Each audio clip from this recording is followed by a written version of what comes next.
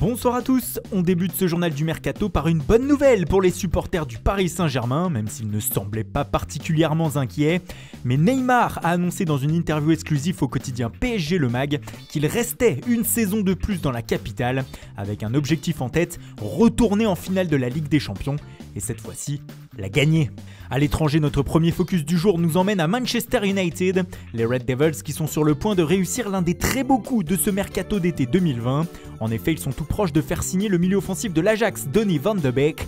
Les deux parties sont déjà d'accord et désormais, le club néerlandais aurait aussi donné son feu vert pour un transfert de 40 millions d'euros. Cette arrivée ne signifie pas pour autant la fin des dépenses à Manchester. Les Mancuniens sont toujours intéressés par le crack d'Aston Villa, Jack Grealish, mais il faudra là lâcher 90 millions d'euros pour s'attacher ses services, ce qui pourrait refroidir le club dirigé par la famille Glazer. Quoique, ils rêvent toujours de faire venir en cette intersaison Jadon Sancho, leur objectif principal, mais le dossier s'embourbe depuis quelques semaines et semble actuellement de nouveau au point mort. Du coup, c'est le chantier de la défense centrale qui semble être la nouvelle priorité d'Ole Gunnar Solskjaer. Il y a quelques jours, on apprenait que Manchester United avait proposé 25 millions d'euros à Monaco pour Benoît Badiachil. Cependant, aujourd'hui, la presse anglaise rapporte que c'est désormais le joueur de Leipzig, Dayot Upamecano, qui fait office de priorité du club mancunien. Enfin, quelques rumeurs ont fait état d'un intérêt pour Lionel Messi qui a séché la reprise de l'entraînement aujourd'hui au FC Barcelone. Mais les Red Devils semblent en retard sur le dossier par rapport à leurs voisins de Manchester City.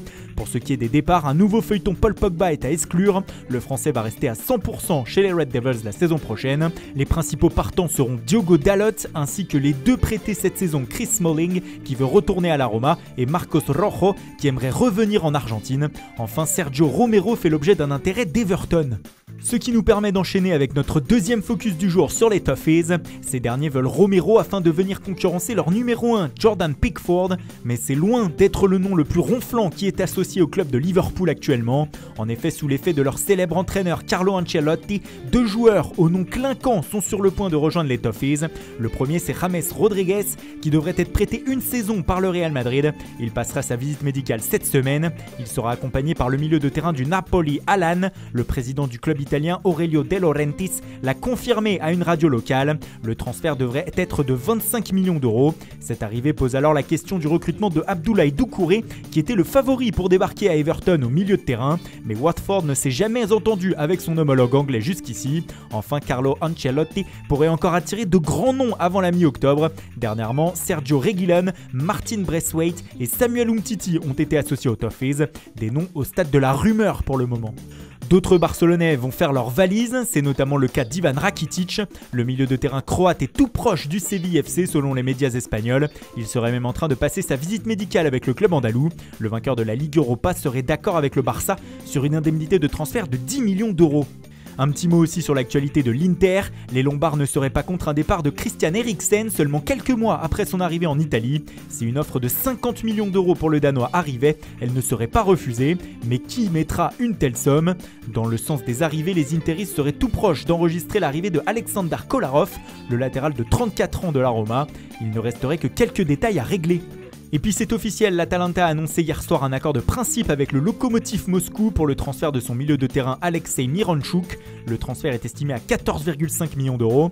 La Lazio a prolongé le contrat de son buteur italien Ciro Immobile. L'attaquant est lié avec le club romain jusqu'en 2025. Hier, Claudio Bravo a retrouvé un club. Le portier chilien libre après la fin de son aventure avec Manchester City s'est engagé avec le Betis. Nouveau prêt pour Yangel Herrera du côté de Grenade. Le milieu de terrain vénézuélien est de nouveau cédé une saison par Manchester City au club andalou. Une option d'achat est cette fois-ci incorporée au prêt. Des nouvelles aussi de Mario Lemina, prêté la saison passée à Galatasaray par Southampton. Le milieu de terrain est de nouveau prêté pour la saison prochaine, mais cette fois-ci à Fulham, promu en Premier League. En France, une troisième recrue à l'Olympique de Marseille. Après Gay et Balerdi, c'est Yuto Nagatomo qui s'est engagé ce lundi avec les Phocéens. Il était libre de tout contrat et devient la doublure de Jordan Amavi pour la saison. Voilà, c'est tout pour aujourd'hui. Bonne soirée à tous et rendez-vous dès demain matin pour de nouvelles informations sur le Mercato.